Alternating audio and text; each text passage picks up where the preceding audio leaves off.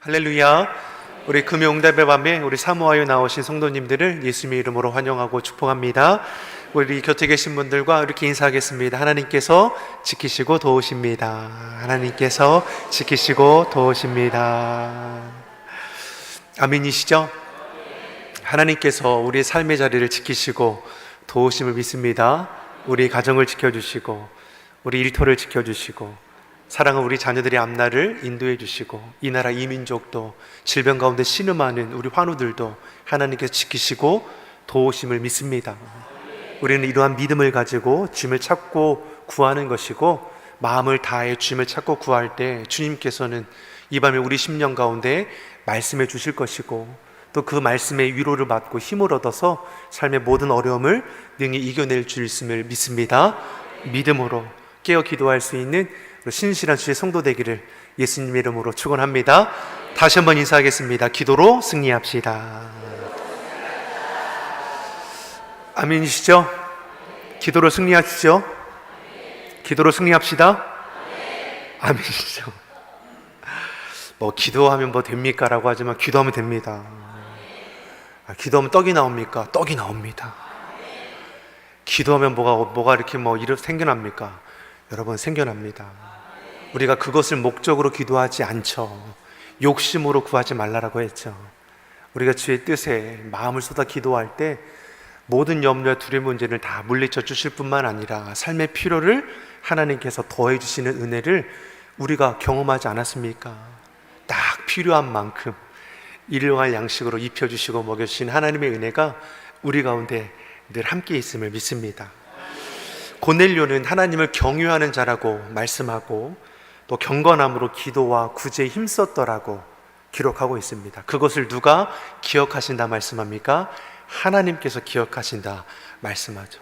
기도하는데 한 천사가 오더니 너의 기도와 구제를 하나님께서 기억하신 바 되었다.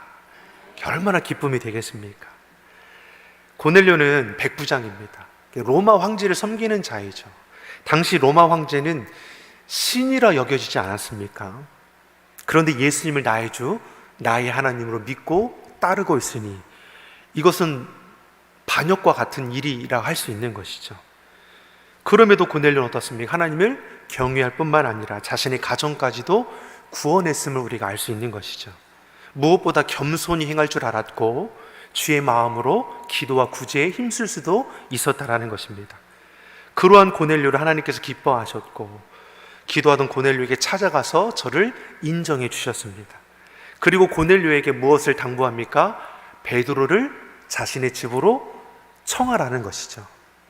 기도하는 가운데 하나님의 말씀을 들었고 그 말씀 앞에 순종하여 그 인도하심을 따라 자신의 사람을 보내어서 베드로를 자기의 집으로 초청하려고 하는 것을 볼 수 있습니다.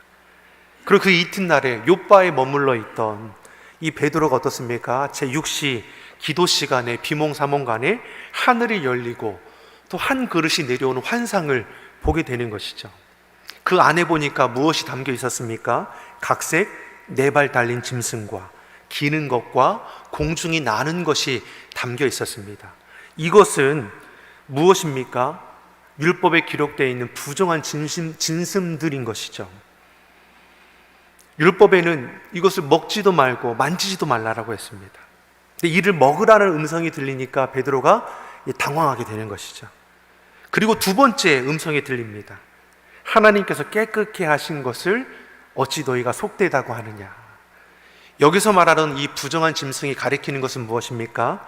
바로 당시 이방인들을 비유해서 가르쳐 주는 것이죠. 즉 당시 이방인들의 신세가 부정한 짐승과도 같았습니다. 저들은 버려진 자와 같은 신세였고 또한 구원받을 자격조차 없었던 자들입니다. 그런데 하나님께서 환상 중에 베드로에게 부정한 짐승을 보이시고 그것을 잡아먹으라 말하는 것은 너희가 부정하다 말하는 그 짐승, 그렇게 여기던 이방인들을 내가 깨끗하게 하였다라고 말씀하는 것이죠. 그러니 저들에게 찾아가서 구원의 복음을 전할 것을 우리에게 가르쳐 주는 것입니다. 그리고 이어서 성령님께서는 베드로 하여금 고넬료를 만날 것을 말씀해 주시는 것이죠. 이처럼 기도하는 가운데 하나님께서는 고넬료를 베드로를 초청하게 하셨고 또 베드로는 어떻습니까? 고넬료를 만날 수 있도록 이끌어 가시는 하나님의 섭리를 우리가 보게 되는 것이죠. 성령의 인도하심에 순종하여 베드로는 고넬료의 그 요청함에 순응하여 따라가게 되는 것입니다. 그리고 그 가정에 방문하게 되는 것이고, 그 말씀이 28절에서 29절에 나오는 것이죠. 극진히 맞이하는 고넬료에게 베드로가 하는 말이 무엇입니까? 28절, 29절의 말씀을 같이 읽어보겠습니다. 이르되 유대인으로서 이방인을 교제하는 것과 가까이 하는 것이 위법인 줄은 너희도 알거니와 하나님께서 내게 지시하사 아무도 속되다 하거나 깨끗지 않다 하지 말라 하시기로 부름을 사양치 아니하고 왔노라. 묻노니 무슨 일로 나를 불렀느뇨. 아멘. 베드로가 하나님의 말씀에 따라 순종하여 이들 가운데 찾아온 것이죠. 그런데 고넬료도 또 베드로도 유대인과 이방인들의 만남이 무엇이라고 기록합니까? 위법됨을 알고 있었다라는 것이죠. 이방인들과의 만나서 교제한다든지 함께 식사를 나눈다든지 하는 그 관계가 형성되지 못했습니다. 율법에 어긋난 일이었습니다. 그러한 사실을 베드로가 고넬료에게 너도 알고 나도 알지 않느냐. 근데 베드로는 그러한 전통을 택하지 아니하고 성령의 인도하심을 따라 찾아온 것이죠. 내가 깨끗하되 한 것을 내가 속되다 할 수 있느냐. 그 깨어짐이 일어난 것이죠. 그 말씀에 이끌려서 이방인 고넬료의 가정에 찾아온 것이고, 그가 묻는 것이죠. 무슨 일로 나를 불렀냐는 것이죠.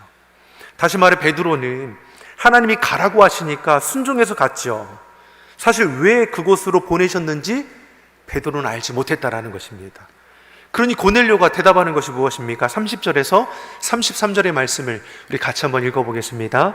고넬료가 가로되 나흘 전 이맘때까지 내 집에서 제9시 기도를 하는데 호련히 한 사람이 빛난 옷을 입고 내 앞에 서서 말하되 고넬료야, 하나님이 내 기도를 들으시고 내 구제를 기억하셨으니 사람을 요바에 보내어 베드로라 하는 시몬을 청하라. 저가 바닷가 비장 시몬의 집에 우거하느니라 하시기로 내가 곧 당신에게 사람을 보내었더니 오셨으니 잘하였나이다. 이제 우리는 주께서 당신에게 명하신 모든 것을 듣고자 하여 다 하나님 앞에 있나이다. 아멘. 자, 무슨 일로 나를 불렀느냐? 베드로의 물음 앞에 고넬료가 이제까지의 그 자초지정을 설명하는 것을 볼 수 있죠. 환상 중에 하나님을 경험하였고 하나님께서 초청하라 했다라는 것입니다. 그러니 이제 우리에게 주께서 당신에게 명한 모든 것을 듣고자 한다라고 지금 요청하고 있는 것이죠. 고넬료도 하나님께서 베드로를 왜 초청하라 했는지 알지 못했습니다. 고넬료도 모르고 베드로도 모르죠. 그러니 베드로는 고넬료에게 무슨 일로 나를 초청했는지를 오히려 물어보는 것이고, 고넬료도 나의 인도하신 성령의 인도하심 가운데 알려달라고 이렇게 얘기하는 것을 우리가 볼 수 있습니다. 서로가 왜 초청했는지, 찾아가야 하는지 알지 못했지만 부르심에 순종함으로 이 만남이 이루어졌습니다. 고넬료도 베드로도 하나님보다 앞서지 않았습니다. 하나님의 그 말씀 앞에 순종함으로 행한 것이고, 순종하는 자를 통해 하나님께서는 그 뜻을 깨달아 알게 하시는 것이죠. 범사에 하나님을 인정하고 주신 말씀을 재단하거나 판단하지 않고 다만 순종함으로 그 뜻을 행했다라는 것이죠. 이 시대를 살아가는 저와 여러분에게도 동일한 순종이 필요하다는 것입니다. 우리가 주의 약속의 말씀을 받습니다. 그 말씀의 은혜도 받고 감동도 일어나는 것이죠. 근데 이 은혜와 감동으로만 그치는 것이 아니라 이게 능력으로, 생명으로 드러나려고 하면 이 말씀을 순종하 행하는 그 순종의 자세가 우리에게 필요한 것이죠.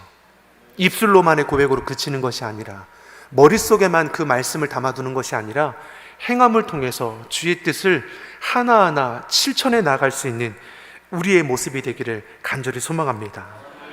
순종할 때 하나님의 선하신 뜻을 깨달아 알게 되는 것이죠.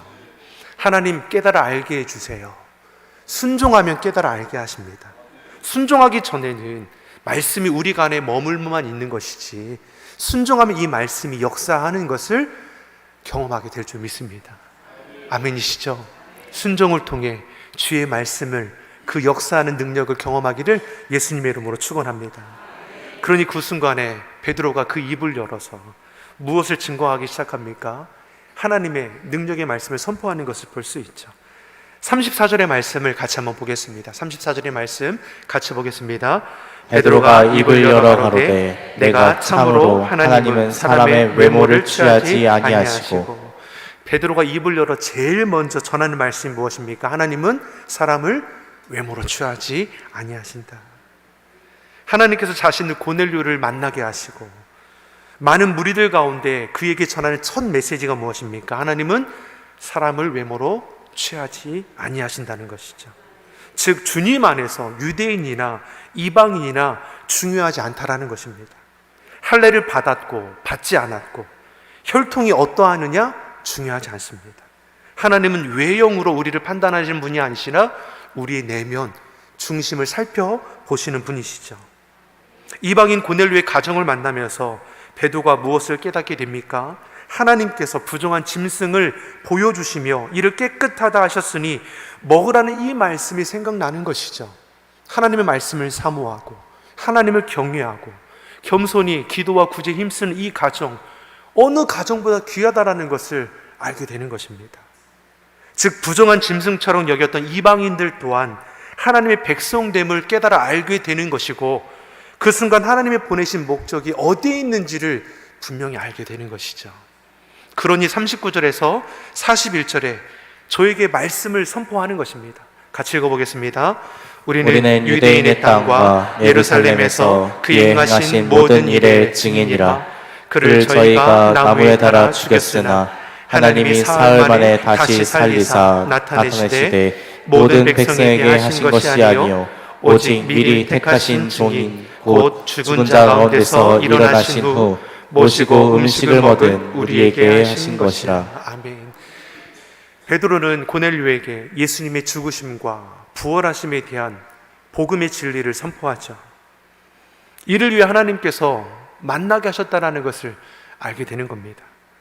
24절의 말씀을 보면 고넬료가 일가와 가까운 친구들을 다 모아두고 베드로를 기다렸습니다. 그리고 그 자리에 베드로를 통해 복음이 선포되죠. 그리고 그 순간에 어떻습니까? 주의 복음의 메시지가 선포되는 그 자리에 성령의 놀라운 임재가 있었다라는 것입니다. 44절, 45절의 말씀 같이 보겠습니다.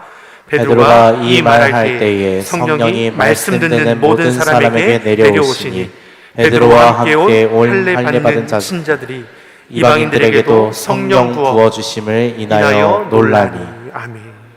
하나님의 말씀이 베드로를 통해 선포되고 사모하여 말씀을 듣는 가운데 성령이 임하는 놀라운 역사가 있었다라는 것이죠. 그리고 놀라운 일들이 일어납니다. 이방인들에게도 성령이 부어짐을 보고 유대인 그리스도인들이 보고 놀라기 시작하는 것이죠. 사랑하는 성도 여러분, 하나님의 말씀은 제한이 없습니다. 그 말씀을 사모하는 자에게, 갈급한 심령으로 받아먹는 자에게 성령은 역사하는 것이고 주님은 놀랍도록 우리를 변화시켜 가시는 것이죠. 히브리서 4장 12절에 하나님의 말씀의 능력이 어떠한지를 말씀합니다. 같이 보겠습니다. 하나님의 말씀은 살았고 운동력이 있어 좌우의 날선 어떤 검보다도 예리하여 혼과 영과 및 관절과 골수를 찔러 쪼개기까지 하며 또 마음의 생각과 뜻을 감찰하나니. 아멘. 하나님의 말씀이 우리를 놀랍게 바꿔가는 것이죠. 그러게 하나님의 말씀을 사모하여 받은 고넬료와 그 가정 가운데 비록 저들이 이방인을 일지라도 성령이 제한 없이 임하는 것입니다. 고넬료와 베드로의 만남은 하나님께서 계획하신 것이죠. 하나님의 인도하심 가운데 이들이 만날 수 있었던 것은 기도하던 중에 저들의 말씀을 들었고 그 말씀을 순종함으로 행했다라는 것입니다. 그리고 순종하였을 때 하나님의 인도하심을 깨달아 주의 복음을 전하였고 사모하여 말씀을 듣던 고넬료와 그 가정 가운데 성령의 놀라운 역사하심을 경험하게 되는 것이죠. 사랑하는 성도 여러분, 사모함으로 주의 말씀을 받는 자에게 성령의 놀라운 임재가 임하는 것이고 이를 통해서 주님의 귀한 사명을 놀랍도록 감당하게 되는 것입니다. 그 그 광경을 베드로와 함께 찾아온 할례받은 유대인 그리스도인들이 보고 놀라는 것이죠. 왜 놀라는 겁니까? 자신들의 신앙으로는 이방인들이 성령의 충만함을 받는 것이 이해가 되지 못하는 것입니다. 이들은 여전히 복음에 제한을 두고 있었다라는 것입니다. 구원받을 사람이 있는 것이고 구원받지 못할 사람이 저들에는 있었다라는 것입니다. 이들에게 이방인들은 구원의 대상이 되지 못하는 겁니다. 이방인의 하나님 자신들은 생각해 보지 않았습니다. 그러니 더더욱 저들에게 성령이 임한다라는 것 인정하지 못했다라는 것이죠. 그런데 자신의 눈으로 어떻습니까? 베드로의 주의 복음이 전하는 그 자리에 그 말씀을 사모함으로 받는 자들 가운데 성령의 임재를 목격하게 된 것이죠. 오히려 이방인들을 통해서 유대인들이 깨닫게 하신 하나님의 그 놀라운 섭리를 그 자리에서 보게 되는 것입니다. 46절의 말씀을 보니까 저들이 방언을 말하고 하나님 높임을 들었다라고 했습니다. 이들에게 임하는 성령의 역사가 자신들에게 임했던 성령의 역사와 똑같은 것이죠. 한 성령 아닙니까? 이 사람에게 임하는 성령이 다르고 내게 임하는 성령이 다른 겁니까? 똑같죠. 성령님이 임하심을 통해 저들이 입술을 열어 방언이 터져 나오고 하나님을 높이며 찬양하는 역사가 일어났다라는 것이죠. 예수님께서 승천하신 후에 예루살렘을 떠나지 않고 120명의 믿는 자들이 기도하지 않았습니까? 이들 가운데 성령이 불같이 임했고 성령의 말하게 하심에 따라 방언이 터져 나왔습니다. 지금 이방인들에게도 동일하게 성령이 임하자 방언이 저들 입에서 터져 나온 것이죠. 동일한 성령이 이방인들 가운데 임했음을 저들이 목격하게 된 것입니다. 사랑하는 성도 여러분, 하나님은 우리 중심을 보십니다. 사모하의 말씀을 듣는 가운데 성령이 이방인들 가운데 임했습니다. 그리고 성령님은 동일한 은혜를 저들을 붙들어 주셨습니다. 성령이 말하게 하심을 따라 말하게 되고 하나님을 높여 찬양하는 놀라운 역사가 시작되는 것이죠. 그러니 47절 48절에서 우리에게 무엇을 말씀해 주고 있습니까? 같이 보겠습니다. 이에 베드로가 가로되 이 사람들이 우리와 같이 성령을 받았으니 누가 능히 물로 세례 줌을 금하리요 하고 명하여 예수 그리스도의 이름으로 세례를 주라 하니라. 저희가 베드로에게 수일 더 유하기를 청하니라. 아멘. 성령의 역사를 마주하고 있는 베드로가 무엇을 지금 말합니까? 우리와 같은 성령을 받았으니 누가 능히 물로 세례 주는 것을 금할 수 있겠느냐. 이전에는 이방인들이 세례받은 일들이 없었습니다. 있을 수도 없는 일이었습니다. 근데 이방인들 가운데 성령이 임하셨고 성령의 말하게 하심을 따라 말하고 하나님을 찬양합니다. 부인할 수 없는 성령의 역사를 바라보면서 세례를 베풀어 주님 안에서 한 일원이 되는 것이죠. 이들도 주님 안에서 한 지체가 되는 형제 자매임을 인정하는 자리가 되었다라는 것입니다. 고넬료 가정의 성령 사건은 유대인과 이방인 간의 차별이 깨어지는 놀라운 사건인 것이죠. 그런데 여기서 중요한 것은 고넬료 가정에 임한 성령은 말씀이 선포되는 가운데 임했다라는 것이죠. 이것은 말씀, 복음이 하나님의 은혜와 얼마나 밀접한 연관이 되는지를 우리에게 가르쳐 주는 것입니다. 말씀을 통해 성령이 임하고 구원이 오고 하나님의 축복이 더해진다는 것이죠. 즉 성도는 말씀을 듣기를 사모하고 말씀을 묵상하는 것을 즐거워해야 합니다. 말씀 중심의 삶을 살아가야 하는 것이고 말씀보다 더 중요한 것이 있느냐? 없다라는 것이죠. 또한 기도하는 가운데 하나님이 임했다는 사실을 우리는 또 기억해야 합니다. 하나님께서 기도하는 자를 통해 일하신다라는 것을 우리에게 보이지 않습니까? 고넬료가 기도하는 가운데 주의 음성을 듣게 되는 거고 기도하는 그 시간에 베드로가 환상을 보게 되는 것이죠. 즉 말씀을 사모하여 기도하는 가운데 주님의 임재를 경험하게 되었다는 겁니다. 사랑하는 성도 여러분, 이 밤에 우리가 주의 말씀을 붙들고 깨어 기도할 때 주님께서 보여주시고 들려주시는 환상과 그 음성을 듣기를 예수님의 이름으로 축원합니다. 사모하는 자마다, 갈급하여 구하는 자마다 주님께서 말씀해 주실 뿐만 아니라 우리의 심령을 새롭게 하시고 회복해 하시는 크신 은혜를 경험하는 이 밤이 되기를 예수님의 이름으로 축원합니다. 기도하겠습니다.